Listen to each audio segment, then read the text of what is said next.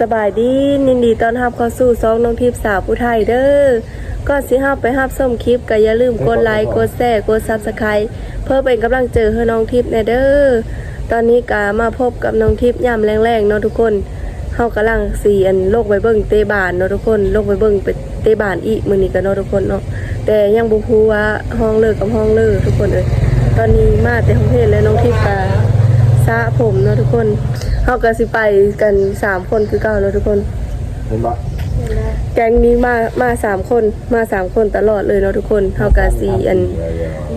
เฮาก็สิไปกันเลยเนาะทุกคนวันนี้ผมน้องทิพย์ก็ยังบ่แห้งน้องทิพย์สระผมแล้วก็เป่าผมยังบ่แห้งสำหรับทุกคนเฮาก็สิลงเดินกันเลยเนาะทุกคนตอนนี้เฮากำลังย่างไปเนาะทุกคนนี่ตัวชาวพื้นข้างหรือว่าชาววานทรายใส่พื้นเลือดแต่ว่าพื้นคนนั่นแหละเจ้านะมันหมดเลยพื้นคนกับมันระบายความเกลียดอยู่อย่างนึงไหมเหรอโอ้โหมือแหละมือนี้กะคอกยังบ่ทีคักเนาะทุกคนเสียงกะสีผ้าอยู่เนาะทุกคนตำรวจแม่บดีนอนซ้ำลองสักทีเลยเนาะ2 เซลล์นี่กะบ่ได้เอาอย่างมัดผมเลยจังน้อยผมแห้งได้ซะสิเนาะเลยว่ะเจ้าถือตัวนั้นบ่พรใส่แห้งสิลงไปซ้อมอันนั้นเลยเนาะทุกคนซ้อมวีซ่าพละหรือว่าวีซ่ากีฬาอาจารย์เพิ่นสิเอาคะแนนเนาะสุภาพก็ต้องได้ลงไปซ้อมที่เพลงชาวกีฬาขาวพอดีให้กระติกแล้วให้กระติกข้างในบอกกันให้เขากิจสนะก็เป็นของเขากันขาดนกสมกลุ่มยังบ่ได้มากมีแต่เขาบ่ได้ได้ก็บ่ได้แต่ยากอ้าวก็อยู่คนละเท่เนาะบ่แม่นสิอยู่บ่อนดีกันคนเลยคนทางกันใจเขานี่เนาะทุกคนทางเฮาย่างไปก็สิเป็นทางเก่าทางเดิมหั่นแหละบ่อนสุเฮาลงไปกีฬาเนาะทุกคนแต่เก่าก็บ่ห้าวเนาะพ่อนใช่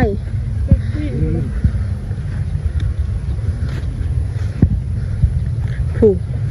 ได้ยินเสียงตู้ห้องอันนั้นเด้ห้อง2 ขอ2 ก่อเมษายปฐมเลยคือสายอื่นมาเตะปีทองปี3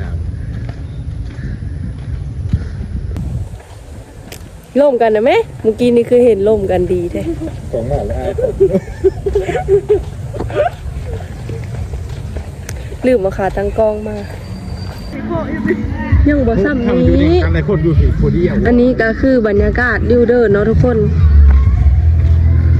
ไปเชียงตู่ขังเลยไปยืมดูพรใช่ยืมตู้เขาไปซ้อมฟอนดูนี่ถือว่าซ้อมฟอนนี่หมดเรื่องหมดแหละ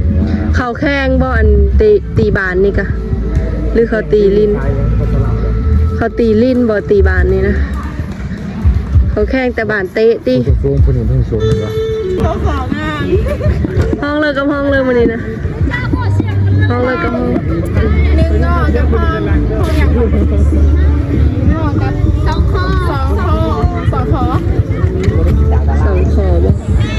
2 ก่อตีจุดนี้นะ2 ก่อ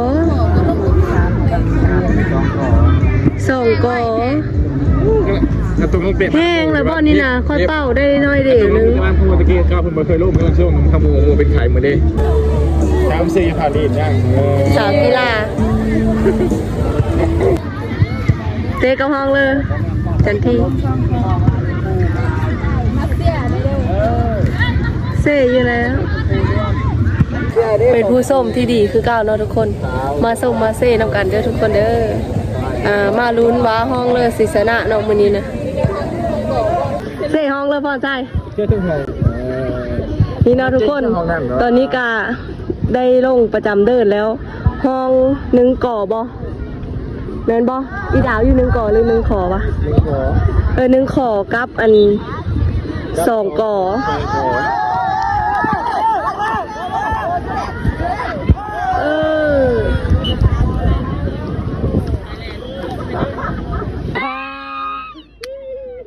มีผู้ชายแน่เนาะทุกคน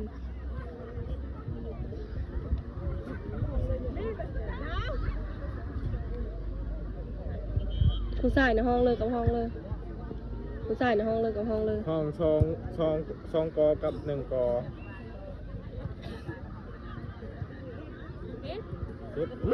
โอ้ยแดงผมประทับมาสปอร์ตโอ้ย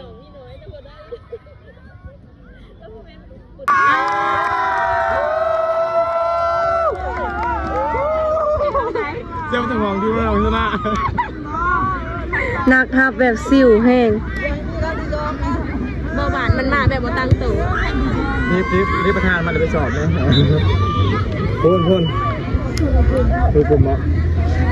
ก็บริยูกลุ่มนั้นอีสอนนาลีมันว่ามันมาแต่มันจักมันอยู่ซะ แน่นอนมาก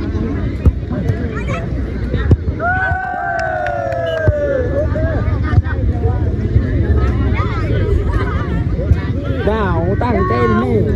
บูซี่อันจะหน่อยนะดาวนั่งเต้นของบูซี่อันจะเลย มาเสียได้มึงบ่เห็นกาอยู่กวนนะตำรวจจังซี่ ยังนำมาดีเลย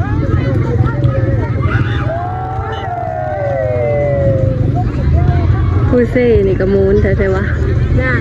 เบิ่งตัวตึงมาแล้วเขาเสียตู้มาเพิ่น จะแพ้โดดบ้านนะ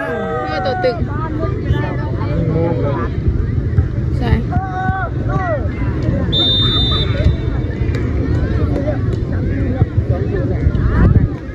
น้ำห้างที่ในบ้านนะ เพิ่นไปเบิ่งผู้ชายป้าบ่มั่นเริ่มผู้หญิงนะ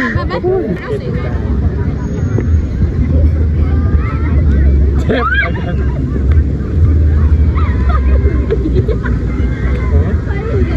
่ เซ็ต เด็ด เฮ็ดอ๋อก ายเดินกาย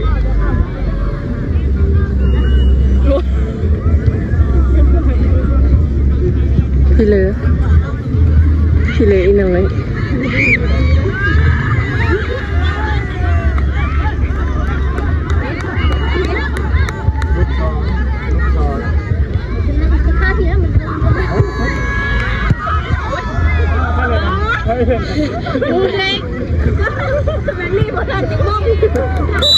เฮาอีเลยได้สูพอใช่เฮาอีเลยได้ ถึงแล้ว เฮาอีแล้ว มาสดสีเป็นนักขับสีแก้ยิ้มแล้วกันแน่มึงเบิ่งคนเป็นตา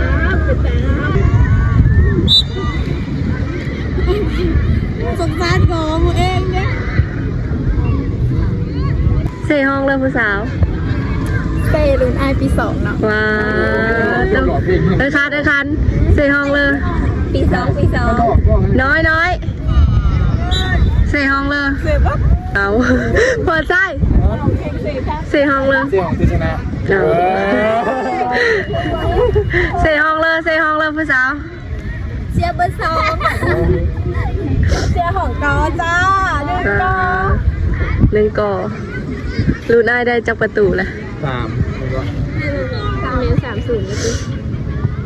เป็นวัดได้ลงมาโต๊ะล่มให้เป๊กได้พรใส่ค่อยเยอะมือแล้วตอนนี้ ถ้าเบิ่งห้องคอยเตะก้อนจังน้อย นางฮับอันข้างนี้นะซิวแห้งนักเตะเขาเก่งอะไรได้แบบบานบ่ขึ้นมาเลยข้างนี้นะเนาะ ให้นะให้ดึงจอได้เป็นเลยให้หน้ามากินกันมาก่อน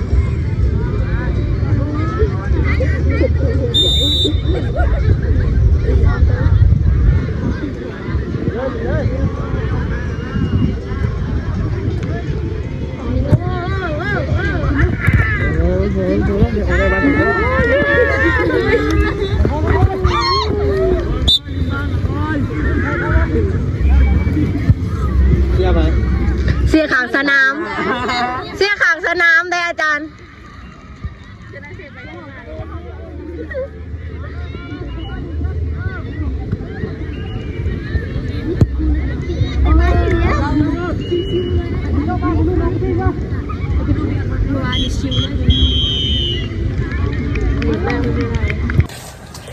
ตอนนี้เฮากะสิมาซ้อมพาระก่อนเนาะทุกคน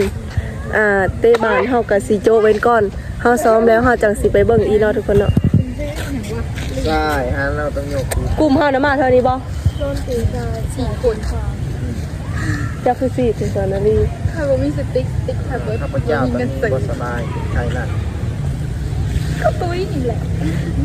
เจ้าบ่ได้ตุยเลย น คอยพี่ตุ้ยนะสอนนาลีน้องคอยบ่เขาเจอเด้อ ย้อมดอกไม้อยู่พุ่น โอ้เซอร์ดอกไม้คอยบ่เห็น ยา เห็น ยาเอาฮิตยาสีเป็นเลย เซอร์ เนาะ สีเหลืองเมืองส้นบ่นั่นนะบ่สอนค ยา ำดอกอันนั้นน่ะดอกอันนั้นน่ะสีเหลืองเมืองส้นเนาะอันนี้เนาะไทยเมืองส้น เอ้า เธอเบิ่งละแม่ เห็ดโบเป็น ข้างหันข้างหันน่ะข้อยกับความบ่ได้เคยเฮ็ด ใช่ครับ ตอนนี้เฮาอันซ้อมแล้วนะทุกคนเฮาก็สิไปเบิ่งบานต่อแล้วทุกคนพี่เลิฟ ฮะ มีคลิปอาจารย์เห็ดให้เบิ่งมาสายหันควายหันนี่ บ่มีได้ ฉันมีไงสิเบิ่งเขาก็เบิ่ง หญ้าได้มีนะ ยามี ถ้าก็ขอคลิปนำคำนางค่ะเด้เขาว่าเขาเฮ็ดสุดก่อนนะตัวอาจารย์เธอถ่ายคลิปนะเขาถือตัวนี้ขอคลิปนำมาโลด เอาคำสวายนี่เนาะตอนนั้นเนาะ คำสไว้แต่ว่ามันผับบ่มาได้ซะ จ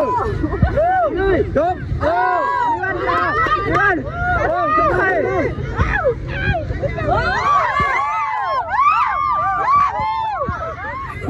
กล่องเซ่นี่กะ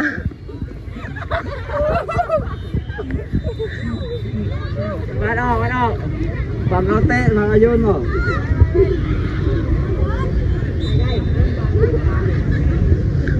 กรรมการนี่ก็เป็นคนซะ เฮ้ยกรรมการอย่างแง่เนี่ยไปมาเนี่ยโอ้เฮ้ย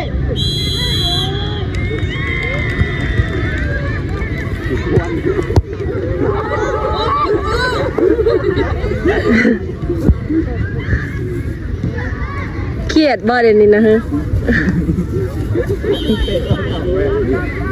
เก่งแล้ว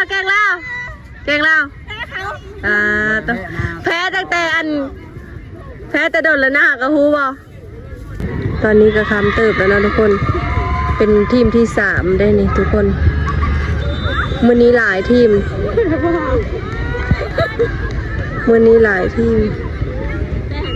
มันเฮ็ดไปเลย มันเฮ็ดไปเลยเมื่อกี้นี่นะ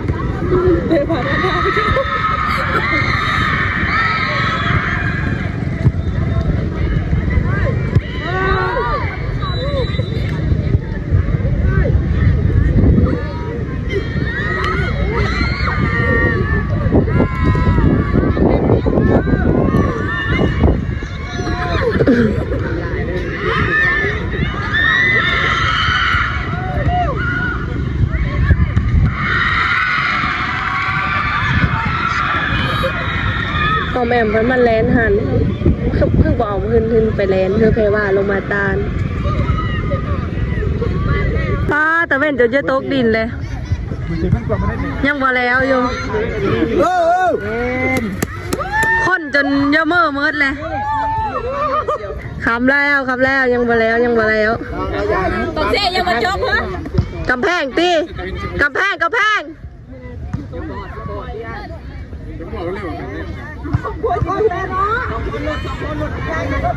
นั่นกับแพงนั่นนี่ทางนี้ได้ดิ จับคนเขา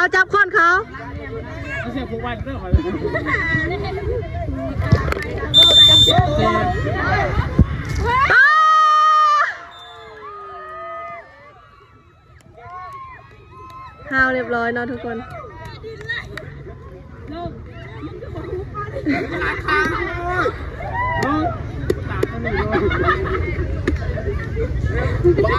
ป้าหมื่นแล้ว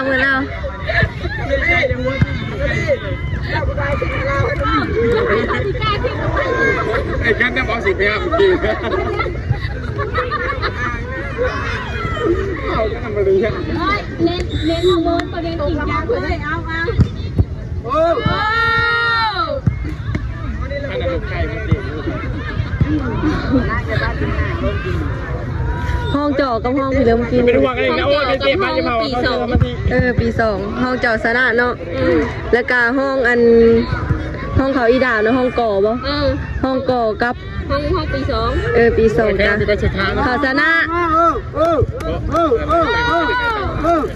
พาเด้อเป็นลมเองบิว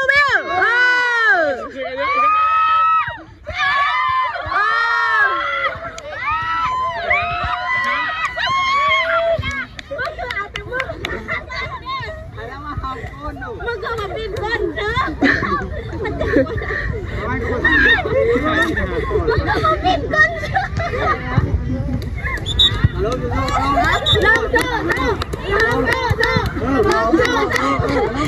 กำลังตาเรา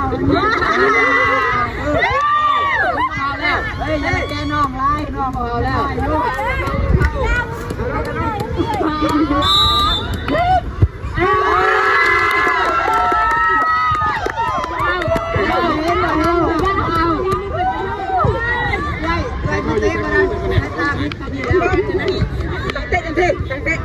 โอ้ยแพงเนี่ยมันเต้นโซ่ที่หามาหอมแก้มเนี่ยคนวันเดี๋ยวนะ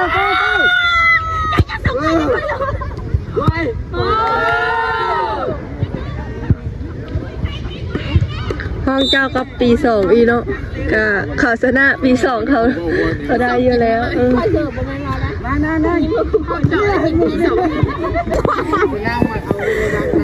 น้ำขยะมันถึงน่ะแล้วยันเจียโซมไปเลิกแล้วญาติเจ้าบ่ฮักเด้มานะ